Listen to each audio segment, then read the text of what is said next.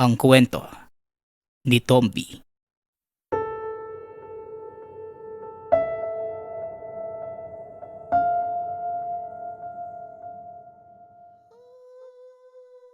Ang kwentong ito ay hango sa totoong buhay. Mula ito sa isa nating tagapakinig na itago na lamang natin sa pangalang Jacob. Walang eksaktong taon. Probinsya ng Mindanao.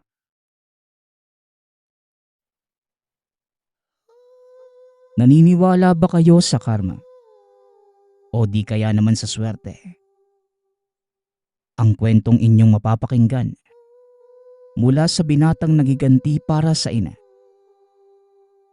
Para malaman natin ang dahilan, alamin natin sa pagpapatuloy ng kwento.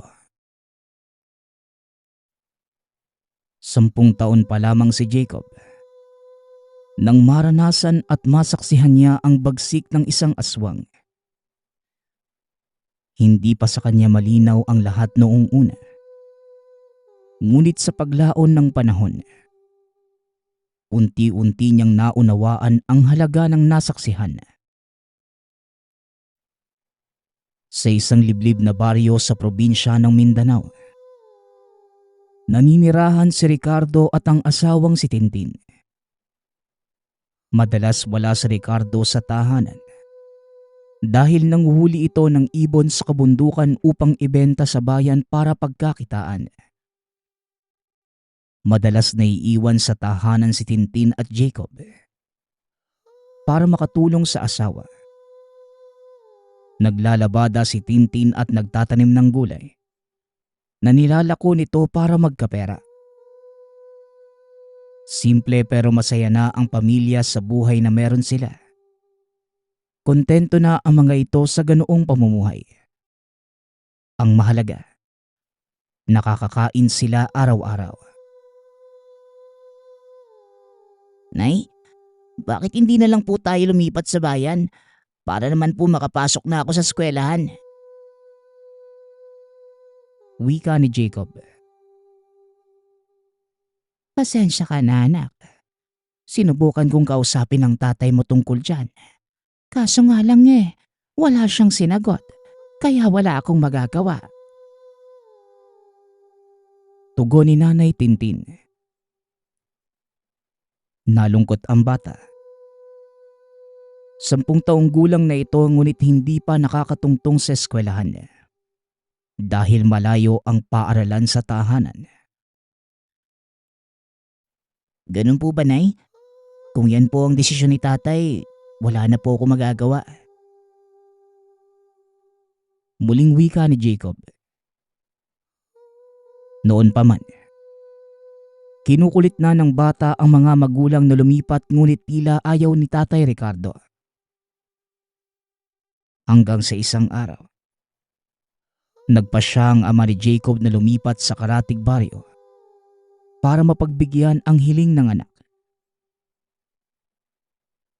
Baka naman kapag nag-aaral ka na, mag-asawa ka kagad. Tandaan mo, hindi basta-basta ang bawat akbang na gagawin mo. Paalala ni Tatay Ricardo. Opo naman, tay. Alam ko naman po yun. Hindi ko po kayo bibiguin ni nanay. Magsisika po ako nang sa ganun, hindi masayang ang sakripisyo niyo sa akin. Tugon ni Jacob. Sige, anak. Sana hindi ka magbago hanggang sa makatapos ka. Wika naman ni Nanay Tintin. Tuwang-tuwa si Jacob dahil sa wakas, matutupad na niya ang kanyang pangarap. Nang araw mismong yun, nagligpit na ng gamit ang pamilya at lumipat sa kabilang baryo. Ang hindi alam ni Jacob, doon pala magsisimula ang pagbabago ng kanyang buhay. Labis na kasiyahan ang naramdaman ng bata na magsimulang mag-aral. Nagkaroon ito ng maraming kaibigan na ikinatuwa ng mga magulang. O Jacob, kamusta ang pag-aaral mo, anak?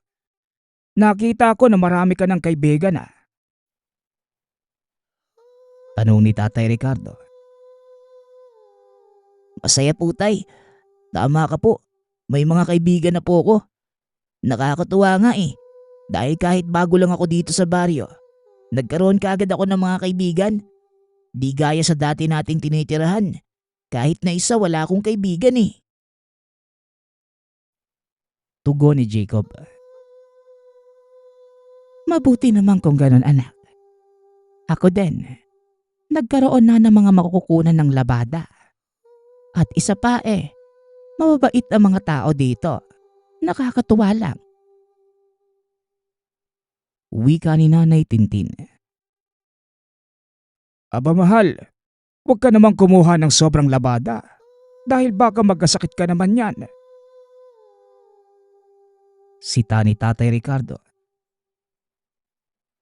Opo nga nay, alam mo naman na ayaw ka po naming napapagod eh. Wika naman ni Jacob. Natawa naman si Nanay Tintin sa kalambingan ng kanyang mag-ama. Naging masaya ang unang araw ng paglipat nila Jacob. Hindi nila sukat akalain na may nagbabadya pala na panganib sa buhay. Isang araw, habang pauwi galing sa eskwela ay nakasalubong ni Jacob si Weng. Isa sa mga suki ni Nanay Tintin sa paglalabada. Matamis itong umiti sa bata at nagsalita. Di ba ikaw yung anak ni Tintin? Kung hindi ako nagkakamali. Wika ni Aling Weng. Bahagya namang napalayo si Jacob dahil medyo nakakatakot ang itsura ng matanda. Kulubot na ang mukha nito. Mahaba ang baba at medyo luwa ang mata. Ako nga po. Bakit po? May sadya po ba kayo sa nanay ko? Tanong ni Jacob. Napansin naman ng matanda na tila natakot ang bata kaya ngumiti ito ng matamis. Huwag kang matakot sa akin. Hindi naman ako kumakain ng bata eh. Hindi din naman ako nangangagat. Ganito lang talaga ang itsura ko. Tugon ni Aling Weng. Nakangiti lamang ang matanda. Kaya napagtanto ni Jacob na mabuti si Aling Weng. Ano nga pong sadya niyo sa nanay ko? May nagawa po ba siya? Tanong ni Jacob. Pasabi naman ang kunin niya ang labada bukas sa bahay. Ito ang paunang bayad. Tugon ni Aling Weng. Sabay bigay ng pera sa bata. Sige po, sasabihin ko kay nanay. Aalis na po ako Salamat po.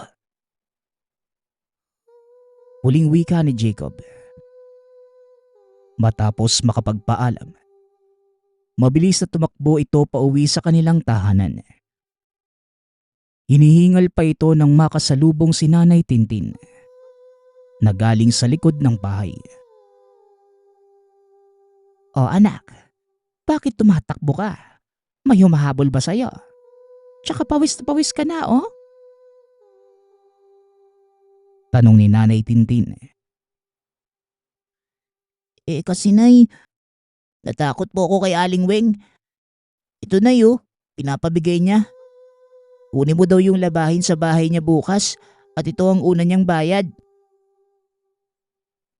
Tugon ni Jacob. Inabot na nito ang pera sa ina, tsaka pumasok ng tahanan. Anak, dapat hindi ka natatakot kay Aling Weng. Dahil mabait naman yun. Tsaka suki ko na yun sa paglalabada. Kita mo naman bayad kagad siya. Muling wika ni Nanay Tintin. Hindi mo naman ako masisisi na Nakakatakot talaga yung itsura niya. Tugon ni Jacob. Kahit na anak, Hindi ka dapat nanghuhusga ng kapwa base lamang sa panlabas nitong itsura. Wika ni Nanay Tintin. Opo, Nay. Hindi na po mauulit. Nga po pala, Nay. Bukas na po ang kaarawan ni Tatay ah. Maghahanda po ba tayo? Tanong ni Jacob. Oo nga pala. Kaarawan pala ng tatay mo bukas. Magpapansit na lang siguro ako. Tugon ni Nanay Tintin. Magsopas ka na din po, Nay. Paborito ko yun eh. Tsaka ni Tatay. Wika ni Jacob. Sige anak, sopas at pansit ang lulutuin ko. Para naman may mapagsaluhan tayo kahit papano. Tugon ni Nanay Tintin. Kinabukasan. Kaagad namang kinuha ng ina ang labada kay Aling Weng at tinapos yon ng maaga. Pagkagaling sa eskwelahan, tinulungan ni Jacob ang ina na magsampay kaya natapos ito ng mas maaga. Sinamahan ni Jacob si Nanay Tintin sa palengke para mamili ng lulutuin at maging sa pagayat ng mga rekado ay tumulong din si Jacob. Kaagad namang natapos ang dalawa sa pagluluto. Kaya naman namigay sila sa mga kapitbahay at sakto namang napadaan si Aling Weng. Kaya binigyan din ito ni Nanay Tintin ng pagkain. Ilang sandali pa. Dumating na si Tatay Ricardo at kaagad inasikaso ito ng asawa. Napansin naman ni Jacob na kakaiba ang tingin ni Aling Weng sa ina. Kaya nagtataka ito pero hindi na lang yung pinansin ni Jacob. Dahil naalala niya ang sinabi ng ina. Nang mapansin ni Aling Weng na nakatitig sa kanya si Jacob, ngumiti ang matanda at kumaway sa kanya. Matapos ang araw na yon, nakita ni Jacob na mabait naman si Aling Weng. Kaya nagtiwala na ito sa matanda. Isang hapon, hinatid ni Aling Weng ang mga damit na ipapalaban niya kay Nanay Tintin. Nag-usap ang dalawa sa labas ng tahanan. Nakatingin lamang si Jacob sa dalawa habang nag-uusap. Ilang sandali pa ang lumipas. Bigla na lamang namuti ang mga mata ni Nanay Tintin. Nagulat si Jacob dahil bigla na lang humaba ang dila ni Aling Weng. Pumasok yon sa bibig ni Nanay Tintin. At may kung anong dinudukot ito sa tiyan ng ina. Sinubukan pa ni Jacob na sigawan si Aling Weng. Pero para bang natood ito sa kinatatayuan. At walang lumalabas na boses sa bibig. Matapos maubos ang kung anong dinudukot ni Aling Weng, nagsalita ito at nagpaalam na kay Nanay Tintin na para bang walang nangyari. Pagkapasok sa loob ng tahanan, kaagad sinabi ni Jacob ang nakita sa ina. Nay, aswang po ba si Aling Weng? Nakita ko kanina humaba yung dila niya eh. At may kung anong dinudukot sa tiyan mo. Tanong ni Jacob. Napakunot naman ang noo ni Nanay Tintin sa sinabi ng anak. Ano bang pinagsasasabi mo anak? Wala namang nangyaring ganong kanina. Kakapanood mo yan sa kapitbahay eh. Kung ano-ano nang pumapasok sa isipan mo. Tugon ni Nanay Tintin. Pero Nay, nagsasabi po ako ng totoo. Nakita ko po talaga na may dinukot si Aling Weng sa bunganga mo tapos kinain niya yon. Hindi po ako nagsisinungaling, Nay. Muling wika ng bata. Alam mo Jacob, magbihis ka na at kakain na tayo mamaya pagdating ng tatay mo. Papagalitan ka kapag naamoy kang pawisan.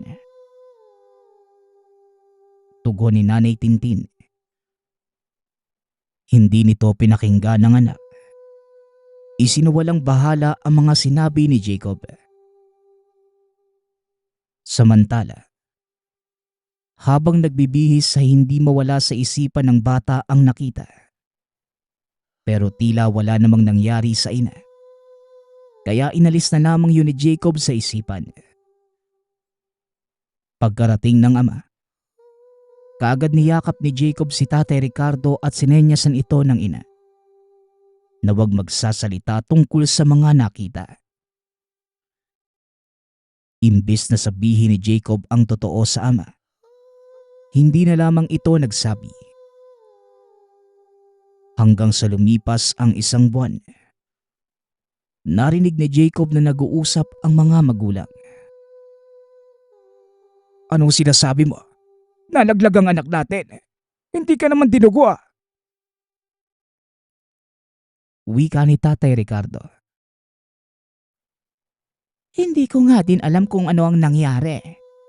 Nung pumunta ako sa center para magpatingin, sinabi sa akin na wala na daw si baby sa sinapupunan ko. Tugon ni Nanay Tintin. Muli namang naalala ni Jacob ang nangyari. Naisip nito na maaaring tama ang hinala. Kaya naman na makatulog ang ina. Naglakas loob si Jacob na magsalita sa ama. O anak, bakit gising ka pa? Gabi na. Hindi ka ba makatulog? Tanong ni Tatay Ricardo. Narinig ko po yung pag-uusap nyo kanina ni nanay. May sasabihin po sana ako eh. Tugon ni Jacob. Ano yun anak? Mahalaga ba yan at hindi ka makatulog? Muling tanong ng ama. Opo tay, narinig ko po na wala na ang kapatid ko sa sinapupunan ni nanay. Noong nakaraan po kasi, nakita ko na magkausap si nanay at Aling Weng. Tapos bigla nilang namuti ang mata ni nanay. Humaba po yung dila ni Aling Weng eh. May kung anong dinudukot po ito sa bunganga ni nanay. Tapos kinain niya po yun. Tugon ni Jacob. Nanlaki ang mga mata ni Tatay Ricardo sa sinabi ng anak. Totoo bang sinasabi mo anak? Sigurado ka ba sa nakita mo? Tanong ni Tatay Ricardo. Opo tay, sinabi ko nga po yung kay nanay pero hindi po siya naniniwala sa akin eh. Kaya naman po nanahimik na lang ako. Pero sa tuwing pinipikit ko po yung mga mata ko, nakikita ko po yung ginagawa ni Aling Weng kay nanay. Tugon ng bata. Sige anak, salamat sa pagsabi sa akin. Huwag mo na munang isipin yon at matulog ka na. Wika ni Tatay Ricardo. Nakahinga naman ng maluwag si Jacob nang masabi sa ama ang nangyari. Kahit hindi alam ni Jacob kung maniniwala ba sa kanya ang ama o hindi. Noong gabing yun, hindi makatulog si Jacob dahil patuloy niyang nakikita ang nangyari sa tuwing pinipikit ang mga mata. Pakiramdam ng bata. Palaging nakamasid si Aling Weng sa kanya. Kinabukasan, nagulat na lamang si Jacob dahil pag-uwi ng ama, may kasama na itong albularyo. Oh mahal, bakit kasama mo si Mang Dodong? May sakit ka ba? Tanong ni Nanay Tintin. Nakwento na sa akin ni Jacob ang nakita niya na ginawa ni Aling Weng. Baka yon ang dahilan kaya nawala ang anak natin. Tugon ni Tatay Ricardo.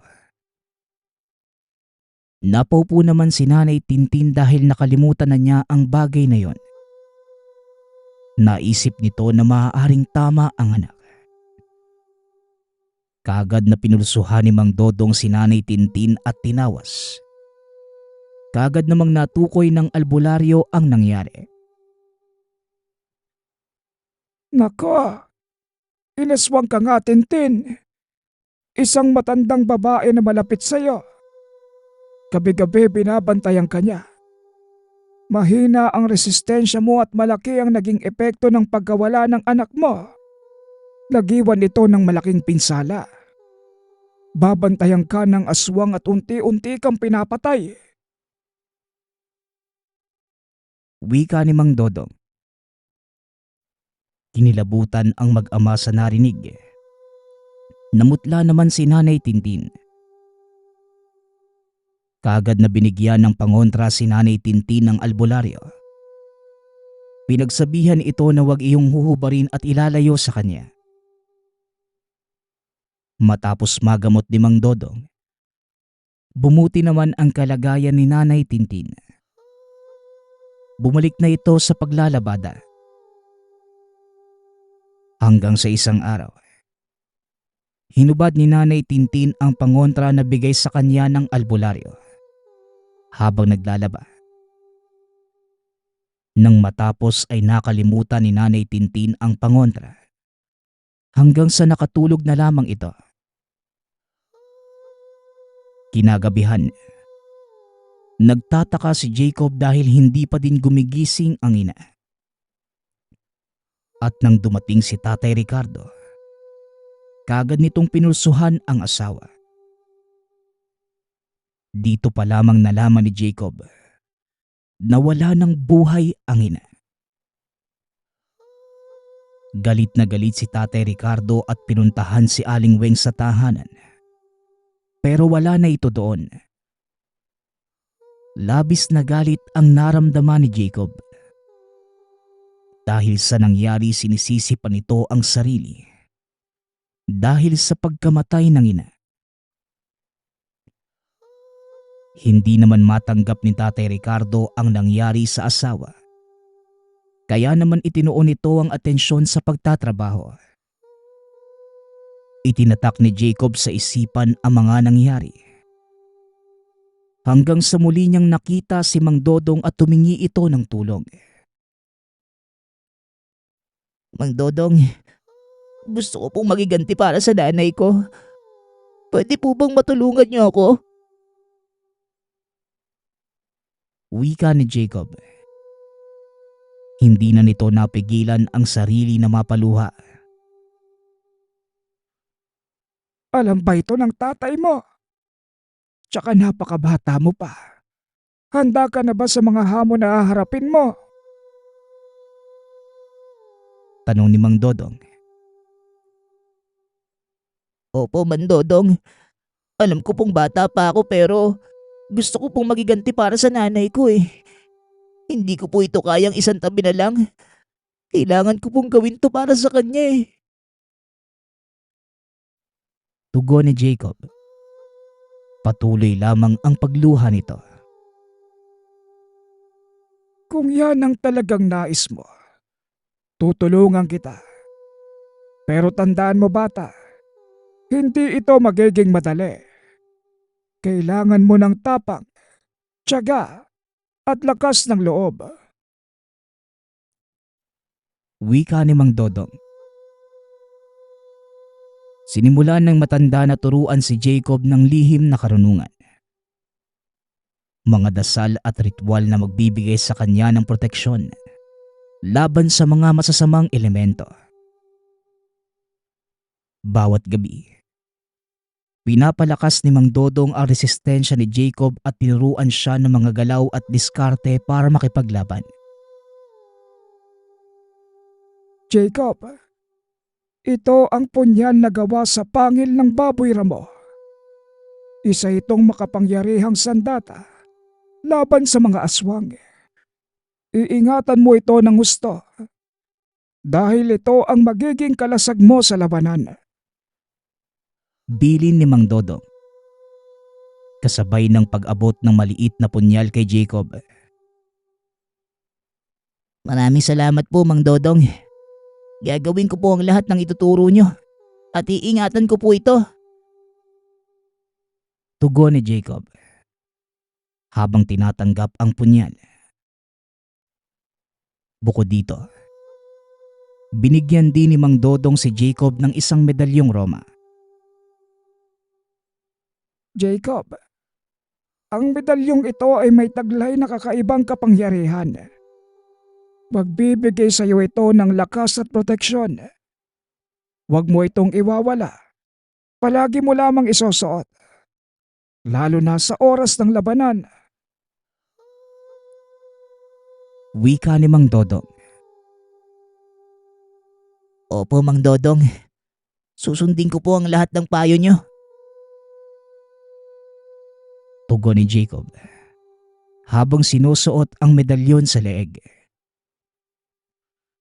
Hanggang sa lumipas ang ilang araw, buwan at taon. Mas lalo pang nagiging bihasa si Jacob sa mga tinuturo ni Mang Dodong. Ang dating batang takot at puno ng pangarap, ngayon ay isa ng mandirigma na handang ipaglaban ng hustisya para sa ina. Sa paglipas ng mga taon, habang nagbibinata si Jacob, lalo itong nagpalakas at nagpakahusay sa mga lihim na karunungan. Hindi lamang niya hinanda ang sarili para maghiganti, kundi natutunan din niyang gamitin ang mga natutunan para tumulong sa iba. Nagumpisa si Jacob na manggamot at tumulong sa mga kababayang nangangailangan laban sa mga masasamang nilalang. Maraming aswang ang nilabanan at napalayas mula sa baryo. Ang kanyang katapangan at husay ay kumalat sa iba't ibang lugar, hanggang sa marami ang humihingi ng tulong sa kanya. Isang araw, isang takot na pamilya ang dumating sa tahanan ni Jacob. Ang anak nila ay ginagambala ng isang aswang. Kaagad namang pumayag si Jacob na tulungan sila. Sumama ito sa kanilang tahanan. Nang makarating sila doon, napansin kaagad ni Jacob ang mga kakaibang bagay sa paligid. Senyales na may aswang sa lugar. Nandito lang siya sa paligid. Papakinggan ko ang mga galaw niya. Huwag po kayong mag-alala. Gagawin ko ang lahat para protektahan kayo. Wika ni Jacob habang hinahanda ang punyal at medalyon. Nang sumapit ang dilim, naramdaman ni Jacob ang presensya ng aswang. Dahan-dahan itong lumapit sa silid ng binata at doon nakita ang isang pamilyar na anyo. Napagtanto niyang ang aswang na nanggagambala sa pamilya ay walang iba kundi si Aling Weng. Aling Weng, hindi ako makapaniwala nagtatago ka pa rin. Ngayon, pagbabayaran mo ang lahat ng kasalanan mo sa akin. Wika ni Jacob. Mahinahon pa rin ang binata habang nilalabas ang punyal. Jacob, matagal na tayong hindi nagkikita. Pero ngayong nandito ka, handa na rin akong harapin ka. Hindi kita papatawarin sa paghadlang mo sa akin. Tugon ni Aling Weng. Dali-dali itong nagpalit ng anyo. Wala kang kasing sama, Aling Weng. Pinagkatiwalaan ka ng nanay ko eh. Itinuring na kaibigan at akala ko mabait ka. Pero kasing pangit na mukha mo ang ugali mo. Walang araw na hindi ko naaalala ang ginawa mo sa nanay ko. At dahil sa'yo, hindi ko mapatawad ng sarili ko sa mga nangyari sa nanay ko. Nabiguman si tatay na mapatay ka. Naunahan mo siya eh. Pero ako ang tatapos sa'yo. Wika ni Jacob. Kahit abala noon sa pagtatrabaho si Tatay Ricardo, palihim nitong tinutugis si Aling Weng. Ngunit sa kasamaang palad, napatay ng aswang ang ama. Kaya sukdulan ang galit ng binata sa aswang at matagal na niya itong hinahanap para patayin at parusahan. Ang dami mong sinasabi. Wala ka namang binatbat sa akin. Papatayin lang kita. Kagaya ng ginawa ko sa tatay mo. Muling wika ni Aling Weng. Tuwang-tuwa ka pa. Ipinagmamalaki mo ang kasamaan mo. Hindi ko hahayaan na mabuhay ka pa. At kahit masugatan mo man ako, hindi kita titigilan hanggang sa mapatay kita. Wika ni Jacob. Kaagad na sumugod ang binata kay Aling Weng. Hawak ang punyal na gawa sa pangil ng baboy ramo. Pero mabilis na nakaiwas ang aswang at kinalmot nito ang binata sa dibdib. Nasugatan nito ang binata. Pero hindi kaagad nagpatinag si Jacob. Lumaban pa din ito kay Aling Weng at nasugatan niya ito sa kanang braso. Malakas ka kumpara sa tatay mo. Pero sisiw ka lang sa akin. Wika ni Aling Weng. Muli itong nagpalit ng anyo. Matatalas ang ngipin. Matulis ang kuko na tila bayelo sa puti. Mahaba ang buhok at malaki ang bunganga. Kaagad nitong hinawakan si Jacob gamit ang buhok. Sinakal ang binata. Nagpumiglas naman si Jacob. Ngunit mahigpit ang pagkakahawak nito sa binata. Ilang sandali pa, umangil ang aswang na tila nasasaktan. Bitawan mo si Jacob. Parurusahan kita sa kasalanan mo. Wika ni Mang Dodong. Hinampas nito ng paulit-ulit si Aling Weng. Gamit ang buntot pagi kaya naman nakatakas si Jacob. Mang Dodong, mabuti at dumating ka. Muntik na ako mapatay ng aswang na yan eh. Wika ni Jacob. Malakas talaga yang si Weng. Kinakatakutan niya ng mga albularyo dito sa atin. Pero nandito na ako para tulungan ka. Tugon ni Mang Dodong.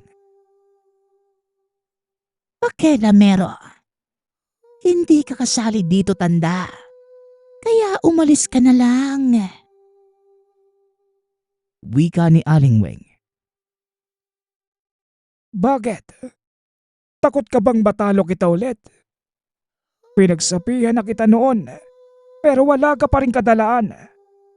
Ang sabi mo pa sa akin magbabago ka na, pero hindi pa rin pala. Tugon ni Mang Dodong. Nagulat naman si Jacob sa sinabi ng matanda. Dahil hindi naman yon naikwento sa kanya ni Mang Dodong. Hindi mo po sa akin nasabi yan, Mang Dodong ah. Natalo mo na pala ang kubot na yan noon? Tanong ni Jacob. Aba, hindi ka naman nagtanong sa akin eh. Kaya bakit ko naman sasabihin? Mamaya hindi ka naman pala interesado. Tugon ni Mang Dodong. Ang dami niyong sinasabi. Naiinip na ako dito. Sabat ni Aling Weng. Mabilis na kumilos ang kubot. Hinampas nito si Mang Dodong na kagad namang nakailag. Samantalang si Jacob naman, nag-usal ng orasyon kaya naman bahagyang nanghina ang aswang. Dali-daling sumugod si Mang Dodong. Ngunit bumalik sa dati ang anyo ni Aling Weng. Kaya sinuntok nito si Dodong. Sa lakas ng pagkakasuntok, tumilapon ang matanda sa puno. Nilapitan ito ni Jacob pero bigla na lang napaluhod ang binata dahil nag-usal ng orasyon si Aling Weng. Jacob, labanan mo ang itim na kapangyarihan. Kaya mo yan. Wika ni Mang Dodong. Kahit nanghihina na ay nilabanan ni Jacob si Aling Weng. Mapatumba mo man ako, pero hindi mo ako mapapasuko sa pagpatay sa'yo. Wika ni Jacob. Sugatan na ang dalawa dahil sa tindi ng kapangyarihan na meron si Aling Weng na hindi inaasahan ng binata. Tignan na lang natin. Susuko ka lang kapag namatay ka na. Wika ni Aling Weng. Sunod-sunod itong nag-usal ng sumpa at napaluhod na ang binata. Ilang sandali pa ay bumagsak ito sa lupa. Kaagad na hinawakan ni Jacob ang medalyon na suot habang nag-uusal ng orasyon. Lahat ng sugat sa katawan ng binata naglaho na parang bula. Nanlaki ang mga mata ni Aling Weng sa nakita. Nasilaw pa ito sa ilaw na nagmumula sa medalyon na suot ng binata. Sa tulong ng medalyong Roma at punyal na gawa sa pangil ng baboy mo, tatapusin ko ang buhay mo. Tandaan mo, kailanman hindi nananaig ang kasamaan sa kabutihan. Sigaw ni Jacob. Isang malakas na sipa ang ginawa nito. Tumilapon sa puno si Aling Weng. Hindi pa nakontento si Jacob. Hindi pa man nakakatayo ang aswang. Inundayan na niya ito ng pagsuntok. Nag-usal pa ng sumpa si Aling Weng. Ngunit hindi na yon tumatalab kay Jacob. Sa isang mabilis na kilos, tinapos ni Jacob ang buhay ni Aling Weng. Sinaksak niya ito gamit ang punyal. Pinugot ang ulo ng aswang upang masiguradong wala na itong buhay. Gulat na gulat si Mang Dodong sa lakas na pinamalas ni Jacob. Kaagad namang tinulungan ng binata si Mang Dodong na makatayo. At dito napaupo na lamang si Jacob. Umiiyak ito habang nakatingala sa langit. Paulit-ulit na humihingi ng tawad. Hindi mo kasalanan ang mga nangyari, Jacob. Kaya wag mo nang sisihin ang sarili mo. Lahat ng mga nangyari sa'yo, gamitin mong inspirasyon para magsimula. At para tulungan ng ibang tao na hindi magaya sa sitwasyon mo. Wika ni Mang Dodong. Salamat po. Dahil hindi mo ako iniwan simula nung nawala si tatay. Ikaw na ang tumayo kong pangalawang ama. Tugon ni Jacob. Napangiti na lamang si Mang Dodong. Niyakap nito ang binata at sabay na tumayo ang dalawa. Matapos ang labanan, umuwi na ang mga ito. Ginamot ni Jacob ang mga sugat na kanilang natamo. Mabilis na kumalat sa buong baryo ang pagkamatay ni Aling Weng. Maraming albularyo ang humanga sa lakas na taglay ng binata. Paglipas ng maraming taon, tuluyan ng namayapa si Mang Dodong at nagpahinga. Maraming natutunan na aral si Jacob mula sa albularyo. Palagi niyang pinagmamalaki ito. Ipinagpatuloy ng binata ang panggagamot at pagtulong sa kapwa. Hanggang sa nagkaroon na rin ito ng sariling pamilya. Magpasa hanggang ngayon, may anak na si Jacob at mga apo. Masaya itong namumuhay sa minanang lupa mula kay Mang Dodong. Madalas ikinikwento ni Jacob ang mga natutunan sa buhay, sa mga anak at apo, at magsilbing aral.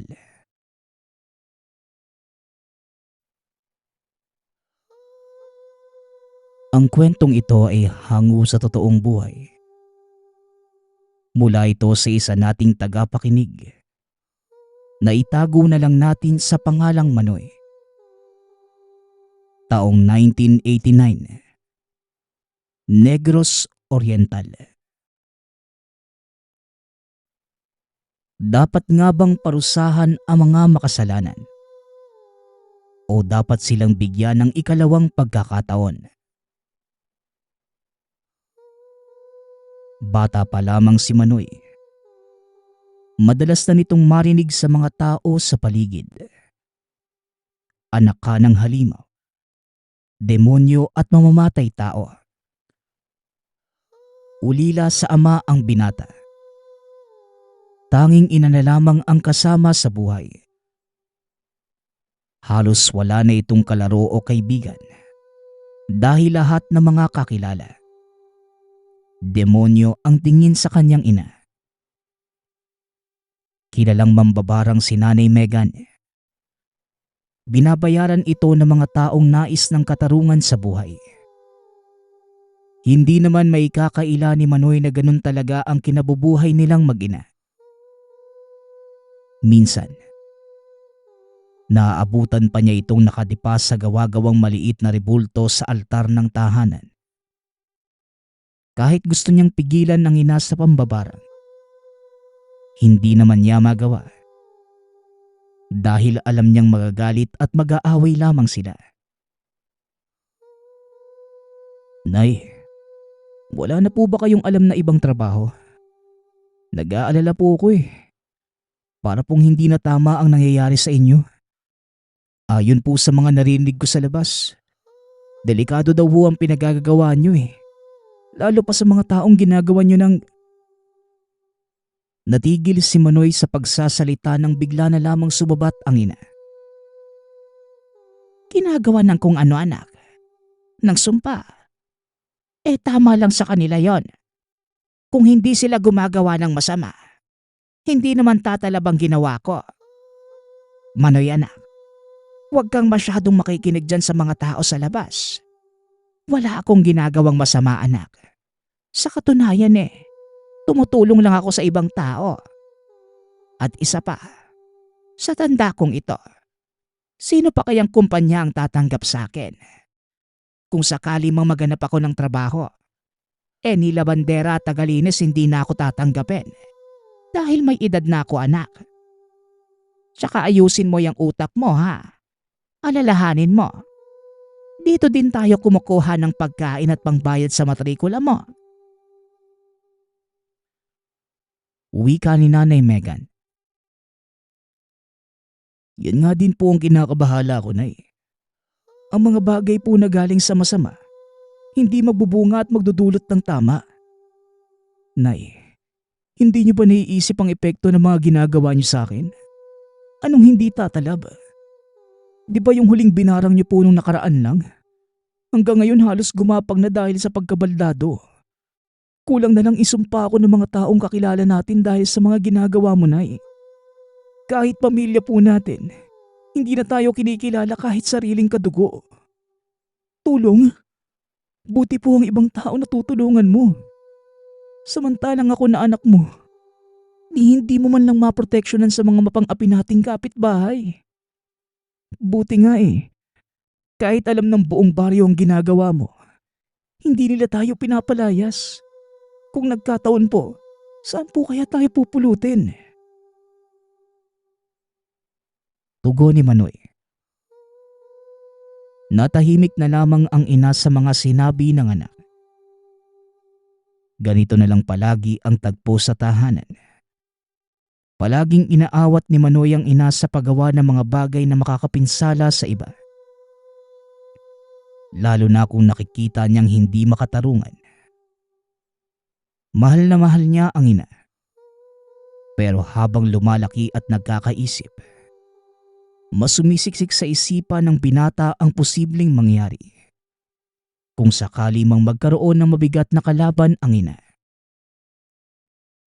Dagdag pa ni Manoy, paano na lamang kung balang araw? Singilin ng langit ang inang ibinebenta ang kaluluwa sa demonyo. Araw ng Sabado, Walang pasok kaya minabuti ng binatang mag-ayos ng mga gamit sa tahanan kesa magala. Wala din naman itong kaibigan para yayain. Umaga pa lamang ng araw na yon, nakita niya si Nanay Megan habang hawak ang rosaryo na may nakabaligtad na krus. Napakunot ang noo ng binata. Itatanong pa sana ngunit hinayaan na lamang niya ito at nagpatuloy sa mga kailangang gawin. Habang tinatapos ang ginagawa, bigla na lamang may kumatok sa pinto. Tinawag naman niya ang ina para ito na ang magbukas. Ngunit hindi matigil sa ginagawa ang ina. Kaya siya na lamang ang lumabas ng silid at nagbukas ng pinto. Sino po sila? Ano pong kailangan nyo? Si Nanay ho ba? Bumalik na lang po kayo sa susunod na araw. May ginagawa pa si Nanay at ayaw po magpa-istorbo eh. Wika ni Manoy. Magandang araw. Pasensya na kung nakakaabala ako. Gusto ko lang sanang makausap ang nanay mo eh. May importante lang sana akong sasabihin. Ako nga pala si Mona. Pumunta na ako dito nung nakaraang araw. Kaso parang may ginagawa din siya nun. Hindi niya ako napaunlakan. May ibibigay lang sana ako sa nanay mo. Hindi naman ako magtatagal eh.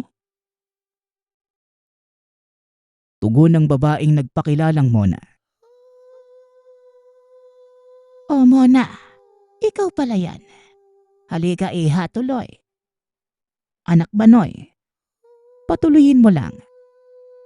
Pasensya ka na nga pala sa anak ko ha. Medyo marami ang ginagawa kaya ganyan. Halika. Ano? Nadala mo na ba ang lahat ng hinihingi ko sa'yo?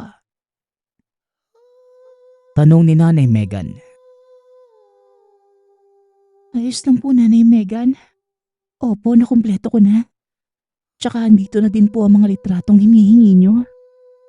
Manoy, pwede na ba akong pumasok? Mukha kasing ayaw mo akong papasukin eh. Tugon ng dalaga. Umalis na ang binata sa harap ng pinto nang hindi nagsasalita. Kaagad namang pumasok ang babae at iniabot sa matanda ang maliit na bag na naglalaman ng mga kagamitang gagamitin nila sa proseso. Humingi ng tulong si Mona kay Nanay Megan dahil may isang tao na nanluloko sa kanya. Nagdadalang tao na ang dalaga. Doon pa lamang niya nalaman na may ibang babae pala ang nobyo. Sa kasamaang palad, lumayo ang lalaki kasama ng naging kalaguyo nang wala man lang pasabi kay Mona. Para makaganti sa ginawa ng lalaki, handa niyang ibenta ang kaluluwa sa demonyo. Maramdaman lamang sa nanloko sa kanya ang sakit ng nararamdaman. Nakamasid lamang sa isang tabi ang binata. Hindi na naghintay pa ng araw ang ina. Ora mismo na itong nagumpisa. Naisip ni Manoy na kaya pala maaga pa lamang. Iniikot na ng ina ang buong silid habang hawak ang rosaryong nakabaliktad ang krus. Hindi na niya kinayang tignan ang mga ginagawa ni Nanay Megan. Kaya nagpa siya na itong pumasok sa silid. Ngunit may kung anong bulong sa kanya na manatili sa pwesto at magmasid. Nasa sala lang naman ang dalawa. Hindi kalayuan sa kinauupuan ng binata. Minuto lamang ang nakalipas. Nakita niyang naglabas ng itim na kandila si Nanay Megan. Binorma itong pabilog at nagbigkas ng mga kataga. Nasa gilid lang ng ina si Mona, habang hawak naman sa kamay ang mga bigay ng babae. Nakatingin lang si Manoy sa ginagawa ng dalawa. Hindi maiwasan ng binata na magtaasan ang balahibo. Nakaramdam ito ng pag-alinsangan ng buong tahanan. Mula sa kinauupuan, Narinig niya ang sinasabi ni Nanay Megan kay Mona. Handa ka na ba, Mona? Pag nasimulan na natin ito, wala nang bawian. Alam mo naman siguro ang kahihinat na nito. Pero wag kang mag-alala. Aalalayan din kita sa lahat. Ihanda mo ang sarili mo. Ipalagay mo ang isip at isentro muna ang buong atensyon sa taong nang loko sa'yo. Isang mabisang sangkap sa ginagawa natin, yung mga bagay na pinanguhugutan mo. Magtiwala ka lang sa akin. Makukuha mo ang hustisyang hinahangad mo. Wika ni Nanay Megan. Handa na po ko. Ano man po ang kahihinatnan. Magsama-sama na lang kaming lahat sa impyerno. Hindi ko sila mapapatawad. Naiintindihan ko po. Buo na po ang pasya ko. Tugon ni Mona. Nagpatuloy lang sa pagmamasid ang binata. Pinagmamasdan niya ang bag na hawak ng dalaga. Dagdag pa ng binata. Inisa-isa itong nilabas ni Mona. Nagimbal sa pagkakaupo si Manoy nang makitang may bungo ng tao na binigay ang dalaga sa ina. Nanlaki ang mga mata niya habang titig na titig sa hawak ng ina.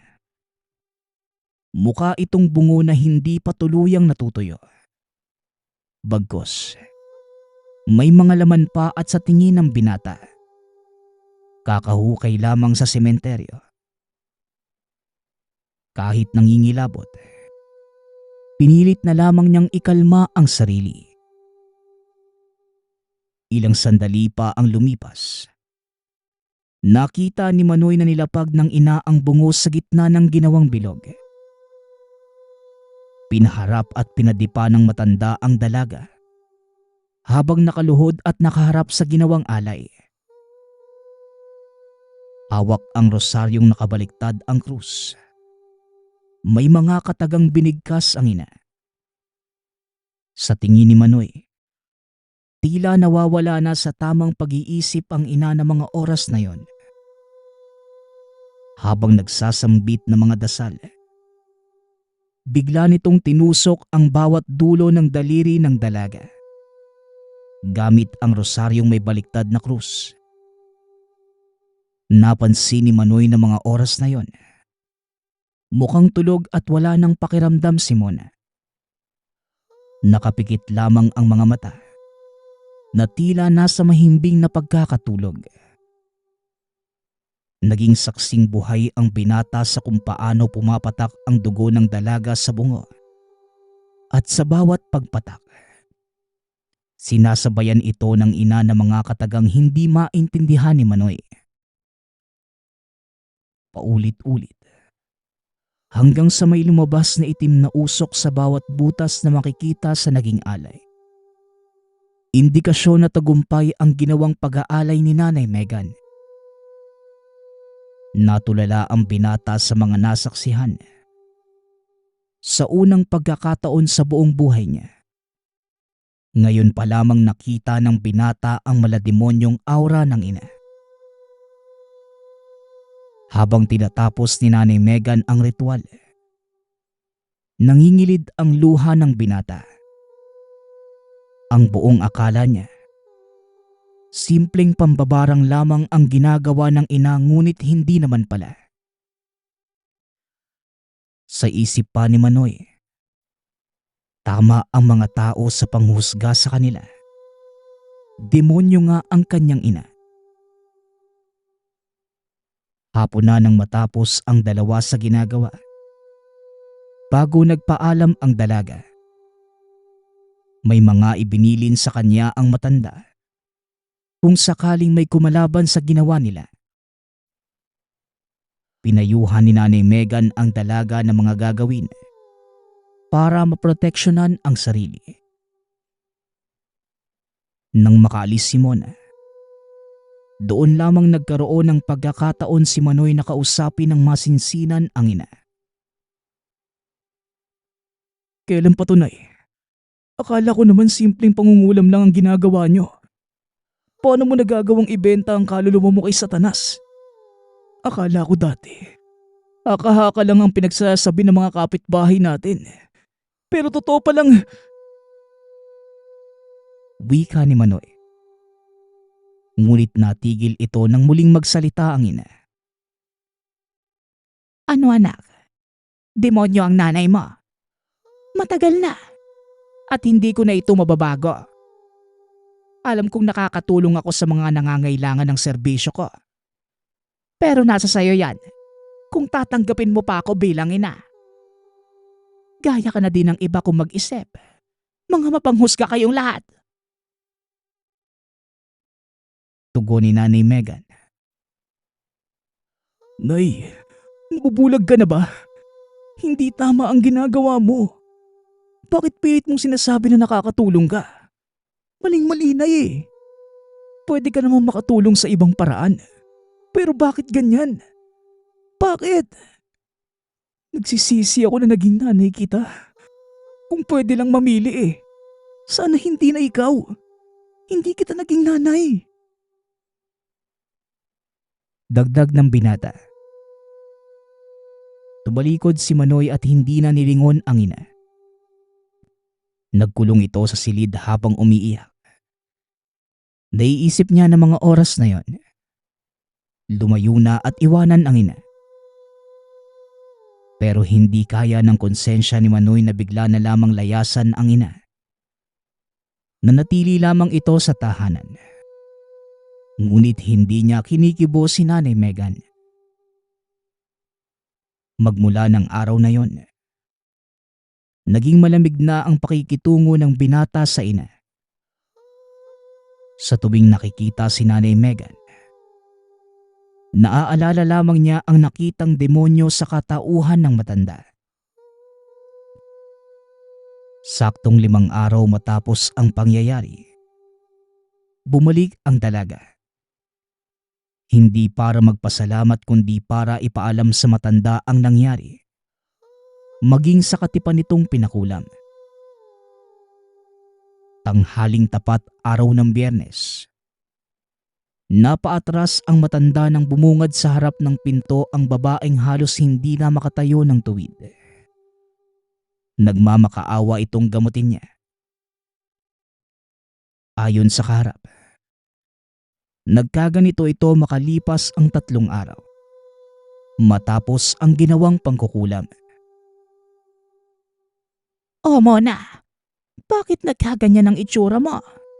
Sandali, huwag ka munang humakbang.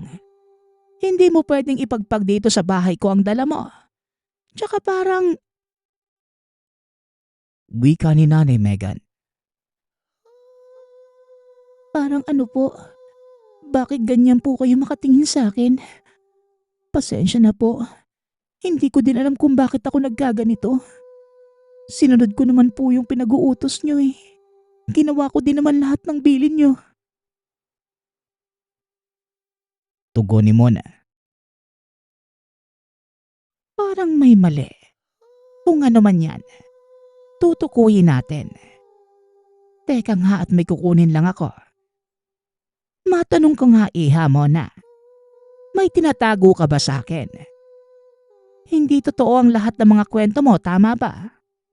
Kaya mukhang bumaliktad ang ginawa natin. Tanong ni Nanay Megan.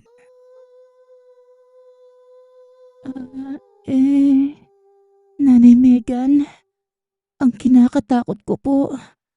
Makakaapekto po ba to sa pinagbubuntis ko? Pakiramdam ko, anumang oras lalabas na ang nasa sinapupunan ko. Tugon ni Mona. Sobrang nabahala si Nanay Megan sa nilahad ni Mona. Kaya bago pa man pinapasok ang dalaga, may kinuha itong pampagpag sa katawan ng dalaga. Sinigurado ni Nanay Megan na matatanggal sa katawan ng dalaga ang lahat ng negatibong enerhiya. Binigyan din niya ito ng balabal na may mga katagang nakaborda. Ayon kay Nanay Megan, Makakatulong ang balabal para hindi kumalat ang sumpang dumikit sa dalaga.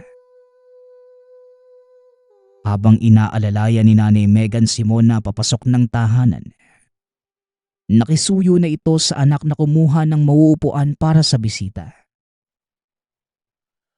Dahil sa sitwasyon, kaya hindi ito pinaupo ng matanda sa sofa. Kumuha na lamang ng upuang kawayan sa labas si Nanay Megan at doon pinasandal ang dalaga. Kahit masama ang loob ni Manoy, hindi naman niya matiis ang nakikita. Naaawa ito sa babae maging sa ina. Nabahala ang binata ng mga oras na yon dahil tila hindi na maipinta ang pagmumukha nito. Alam ng matandang may tinatagong lihim ang dalaga, kaya bumalik lahat ng ginawa niya. Tapatin mo nga ako, Mona. Naging tapat ka ba sa mga nilahad mo sa akin? Dahil kung hindi ka magsasabi ng totoo, ngayon pa lang, sinasabi ko na sa'yong hindi ko alam kung paano natin ito mareresolba. Noong una pa lang, pinaliwanag ko na sa'yo na hindi tatalab ang lahat ng ginawa natin. Kung ang taong isusumpa ay wala namang ginawang kasalanan, babalik ito kung kanino galing ang sumpa. Alam mo mismo sa sarili mo na walang pagkakasala ang tao. Wika ni Nanay Megan. Nagsasabi po ako ng totoo. Kahit nga po ako hindi makapaniwala sa mga nangyari. Pagkatapos po ng ginawa natin, pag-uwi ko po sa bahay, nakatanggap kaagad ako ng tawag mula sa taong hindi ko kakilala. Ayon dito, nadisgrasya sa motor ang nobyo ko kasama yung babae. Hindi ko naman po sila naabutang buhay sa pagamutan. Pero ang pinagtataka ko lang po, paano napunta sa akin ng sumpa? Hindi naman po yun para sa akin eh. Tugon ni Mona. Posible kayang nadamay ka sa sumpang ginawa mo? Dahil ikaw din mismo ang nagayos ng bangkay nila. Sinalo mo din ang lahat ng ginawa nyo. Sabat ni Manoy. Wala nang ibang mag-aasikaso sa kanila. Nasa Mindanao pa ang pamilya niya eh. Naawa ako kaya ako na din ang nag-ayos sa labi nila. Nawala sa isipan ko ang lahat ng ginawa nila sa akin. Tulungan niyo po ako at ang anak ko. Natatakot po ako. Tugon ni Mona. Susubukan kong kalasin. Pero hindi ko maipapangako na magiging maayos ang lahat. Nailatag na yun eh. Maliban na lang kung may ipapalit tayo o gagawing sakripisyo. Kung paano bahala na. Anak, hanapan mo ako ng isang puting manok at isang itim. Mahirap man pero wala na tayong oras. Utos ni Nanay Megan. Hindi na nagsalita pa si Manoy. Sumunod na lamang ito sa utos ng ina. Hapon na makabalik ang binata. Bit-bit ang inutos ni Nanay Megan. Kaagad namang nagsagawa ng bilog ang ina sa kinauupuan ng dalaga. Habang si Manoy naman, isinarado ang lahat ng pinto. Pati na rin kortina ng bintana. Ramdam ng lahat ang tensyon sa loob ng tahanan. Kung noong una ay gumamit ng itim na kandila si Nanay Megan, pero ngayon, kalahating itim at kalahating puti. Gayon din ang dalawang manok. Nagdasal si Nanay Megan na tanggapin ng demonyo ang mga alay para makalas ang sumpang naisaboy na nagawa niya. Gamit ang rosaryong baligtad ang krus. Nag-usal ng dasal pang proteksyon ang matanda para sa buong tahanan. Habang nagbibigkas ng mga kataga, hinawakan niya ang manok. Gamit lamang ang baligtad na krus ng rosaryo. Ginilitan niya isa-isa ang mga hayop. Ayon pa sa paglalarawan ni Manoy, tila biglang sinasaniba ng demonyo ang ina. Nawala ito sa sarili at pinapatak ang dugo ng manok sa ginawang bilog. Habang pasigaw na inuusal ang mga dasal, biglang humawak sa tiyan si Mona. Tila namimilipit ito sa sakit at hindi napigil ang sarili na sumigaw. Nangilabot ng husto ang binata sa mga nasaksihan. Habang tumutulo ang dugo ng manok, ay siya ring pagdaloy ng pulang likido sa mga binti ng dalaga. Napakrus ang binata nang makitang may biglang nalaglag sa sahig, galing sa sinapupunan ni Mona. Wala nang nagawa pa ang binata kundi maiyak sa mga nasaksihan. Nalaglag ang batang dinadala ng dalaga. Ilang sandali pa ang lumipas. Nawalan ng malay si Mona habang ang maliit na sanggol naman humalo doon sa dugo ng mga manok na inalay. Tila hinigop yon ng lupa at hindi man lang nag-iwan ng kahit anong bakas.